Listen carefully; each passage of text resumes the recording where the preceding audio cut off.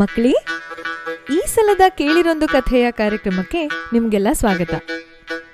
ಹಾಸ್ಯ ಕಥೆಗಳ ಮಾಲಿಕೆಯಲ್ಲಿ ಈ ಸಲ ನಾಸಿರುದ್ದೀನ್ ಹೂಡ್ಜನ ಇನ್ನೊಂದು ಕತೆ ಕೇಳೋಣವಾ?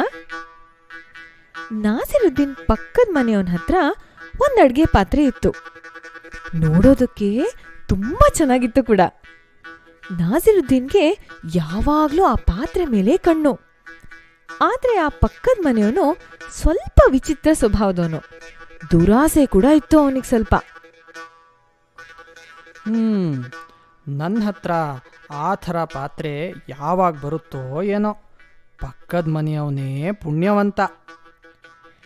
ನಾಸಿರುದ್ದೀನ್ಗೆ ಅಯ್ಯೋ, ನನ್ನ ಹತ್ರನೂ ಆ ಥರದೊಂದು ಪಾತ್ರೆ ಇರಬೇಕಿತ್ತು ಅನ್ನೋ ಆಸೆ ಇದ್ದೇ ಇತ್ತು. ಸ್ವಲ್ಪ ದಿನಗಳಾದ್ಮೇಲೆ ನಾಸಿರುದ್ದೀನ್ ಮನೆಗೆ ಊರಿನಿಂದ ನೆಂಟರುಗಳು ಬಂದರು. ಬಂದವ್ರು ಎಲ್ರಿಗೂ ಅಡುಗೆ ಮಾಡೋದಕ್ಕೆ ಪಾತ್ರೆಗಳು ತುಂಬ ಕಡಿಮೆ ಇತ್ತು. ಆಗ ನಾಸಿರುದ್ದೀನ್ಗೆ ಯಾರು ನೆನ್ಪು ಬಂತು ಹೇಳಿ ಮಕ್ಕಳೇ? ಹೌದು, ಪಕ್ಕದ ಮನೆಯವನು ಮತ್ತು ಅವನ ಅಡುಗೆ ಪಾತ್ರೆ. ಆ ಪಕ್ಕದ ಮನೆಯವನ ಹತ್ರ ಹೋಗಿ ಪಾತ್ರೆ ತಗೊಂಡು ಬರ್ತೀನಿ. ನಾಸಿರುದ್ದೀನ್ ಹೋಗಿ ಪಕ್ಕದ ಮನೆಯವನ ಹತ್ರ ಪಾತ್ರೆ ತಗೊಂಡು ಬಂದ. ಸರಿ, ಮನೆಗೆ ಬಂದಿದ್ದ ನೆಂಟ್ರೆಲ್ಲ ವಾಪಸ್ ಹೊರಟ್ರು. ಅಷ್ಟರಲ್ಲಿ ನಾಸಿರುದ್ದೀನ್ ಒಂದಿನ ಅಂಗಡಿಗೆ ಹೋದಾಗ ಅದೇ ಪಾತ್ರೆ ಥರದ್ ಒಂದು ಪಾತ್ರೆ ಸಿಕ್ತು. ಆದ್ರೆ ಅದು ಸ್ವಲ್ಪ ಪುಟ್ಟದಿತ್ತು.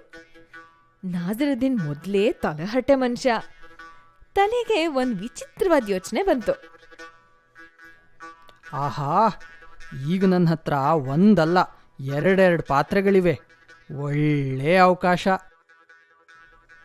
ನಾಸಿರುದ್ದೀನ್ ಆ ಪುಟ್ಟ ಪಾತ್ರೆನ ಮನೆಗೆ ಕೊಂಡ್ಕೊಂಡು ಬಂದ. 2 ದಿನ ಆದ್ಮೇಲೆ ಪಕ್ಕದ ಮನೆಯವನು ಅವನ ಪಾತ್ರೆನ ವಾಪಸ್ ತಗೊಳಕ್ ಬಂದಾಗ, ನಿಮ್ಮ ಹತ್ರ ಪಾತ್ರೆ ತಗೊಂಡು ಹೋದ್ಮೇಲೆ ಮೊನ್ನೆ ರಾತ್ರಿ ಆ ಪಾತ್ರೆಗೆ ವಿಪರೀತ ಹೊಟ್ಟೆ ನೋವು ಬಂದ್ಬಿಡ್ತು. ಆಮೇಲೆ ನೋಡಿದ್ರೆ ನಿಮ್ಮ ಪಾತ್ರೆ ಒಂದು ಪುಟ್ಟ ಮರಿ ಇಟ್ಟಿತ್ತು. ನೋಡಿಬೇಕಾದ್ರೆ ಆ ಪಾತ್ರೆ ನಿಮ್ದಾದ್ರಿಂದ ಮರಿ ಕೂಡ ನಿಮ್ಮದೇ ಆಗತ್ತೆ ಅಲ್ವಾ? ಆದ್ರಿಂದ ಎರಡನ್ನೂ ನೀವೇ ಇಟ್ಕೊಳ್ಳಿ. ಮಕ್ಕಳೇ, ಪಾತ್ರೆ ಯಾವತ್ತಾರು ಮರಿ ಇಟ್ಟಿರೋದನ್ನ ನೀವು ನೋಡಿದಿರಾ? ಇಲ್ಲ ಅಲ್ವಾ? ಪಕ್ಕದ ಮನೆಯವನು ಅವನ್ ಪಾತ್ರೆ ಜೊತೆ ಇನ್ನೂ ಒಂದು ಪಾತ್ರೆ ಕೂಡ ಕೊಟ್ಟಿದ್ದನ್ನು ನೋಡಿ ಖುಷಿಯಾಗ್ಬಿಟ್ಟ. ಖುಷಿ ಮತ್ತೆ ದುರಾಸೆಲಿ ಆ ಇನ್ನೊಂದು ಪಾತ್ರೆ ಅವಂದಲ್ಲ ಅನ್ನೋದು ಕೂಡ ಅವನಿಗೆ ಗಮನಕ್ಕೆ ಬರಲಿಲ್ಲ. ಕೆಲವು ದಿನಗಳಾದ್ಮೇಲೆ ನಾಸಿರುದ್ದೀನ್ ಮನೆಗೆ ಮತ್ತೆ ನೆಂಟರು ಬಂದ್ರು. ಆಗ ನಾಸಿರುದ್ದೀನ್ ಏನ್ ಮಾಡ್ದ ಹೇಳಿ ನೋಡೋಣ? ಹಾ, ಸರಿಯಾಗಿ ಹೇಳಿದ್ರಿ. ಪಕ್ಕದ ಮನೆಯವನಿಂದ ದೊಡ್ಡ ಪಾತ್ರೆ ಮತ್ತು ಪುಟ್ಟ ಪಾತ್ರೆ ಎರಡನ್ನು ಸಾಲ ತಗೊಂಡು ಬಂದ.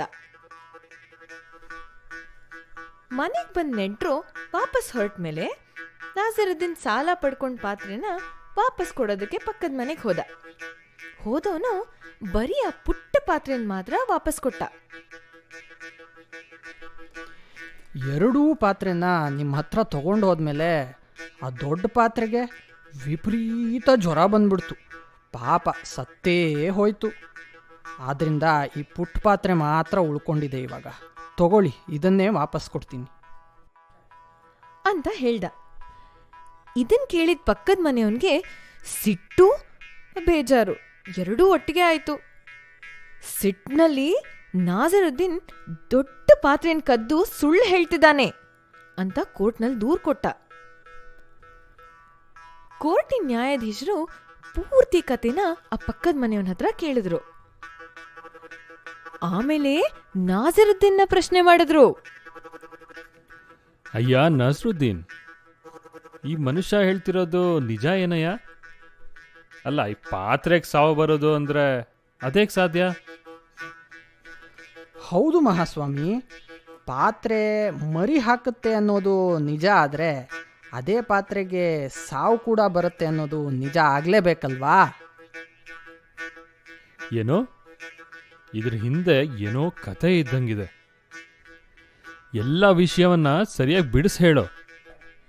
ನಾಸಿರುದ್ದೀನ್ ಅಲ್ಲಿ ನಡೆದಿದ್ದ ಎಲ್ಲದನ್ನು ನ್ಯಾಯಾಧೀಶರಿಗೆ ಬಿಡಿಸಿ ಹೇಳ್ದ. ಆಗ ನ್ಯಾಯಾಧೀಶರು ಆ ಪಕ್ಕದ ಮನೆಯವನು ಪ್ರಾಮಾಣಿಕವಾಗಿ ಇಲ್ಲದೆ ಇದ್ದಿದ್ರಿಂದ ಅವನಿಗೆ ದಂಡ ಹಾಕಿದ್ರು. ಹಾಗೆ ನಾಜರುದ್ದೀನ್ ಪುಟ್ಟ ಪಾತ್ರೆ ಇತ್ತಲ್ಲ ಅದನ್ನು ವಾಪಸ್ ಕೊಡೋದಕ್ಕೆ ಹೇಳಿದ್ರು. ಕಥೆ ಕೇಳಿದ್ರಲ್ವಾ ಮಕ್ಳೇ? ಅತಿ ಆಸೆ ಗತಿ ಕೇಡು ಅನ್ನೋ ಹಾಗೆ ಆ ಪಕ್ಕದ ಮನೆಯವನ್ ದುರಾಸೆಗೆ ತಕ್ಕ ಶಿಕ್ಷೆನೇ ಆಯ್ತು ಕೊನೆಗೆ. ಅದಕ್ಕೆ ಹೇಳೋದು, ಯಾವುದೇ ಸಮಯ ಬಂದರೂ ಪ್ರಾಮಾಣಿಕತೆ ಮಾತ್ರ ಬಿಡಬಾರ್ದು. ಈ ಕಥೆನ ಅಳವಡಿಸಿ ಧ್ವನಿ ಮುದ್ರಣ ಮಾಡಿ ಸಂಯೋಜನೆ ಮಾಡಿದವರು ಆನಂದ್ ಹೆಮ್ಮಿಗೆ. ಈ ಕಥೆಯಲ್ಲಿರೋ ಧ್ವನಿ ನಾಜಿರುದ್ದೀನ್ ಆಗಿ ಕಾರ್ತಿಕ್, ನ್ಯಾಯಾಧೀಶರಾಗಿ ಆನಂದ್ ಹೆಮ್ಮಿಗೆ ಮತ್ತು ನಿರೂಪಕಿ ನಾನು ಅಶ್ವಿನಿ ಕಾರ್ತಿಕ್. ಈ ಕಥೆ ಜೊತೆ ಚಂದವಾಗಿ ಚಿತ್ರಗಳನ್ನ ಬಿಡಿಸಿಕೊಟ್ಟವರು ಶಿವಾನಂದ ಒಳಿಯವರು. ಚಿತ್ರಗಳು ನಮ್ಮ ವೆಬ್ಸೈಟ್ www.ಕೇಳಿರೊಂದುಕಥೆಯ.org ನಿಂದ ತೆಗೆದು ಬಣ್ಣ ಹಚ್ಚಿ ಖುಷಿಪಡಿ.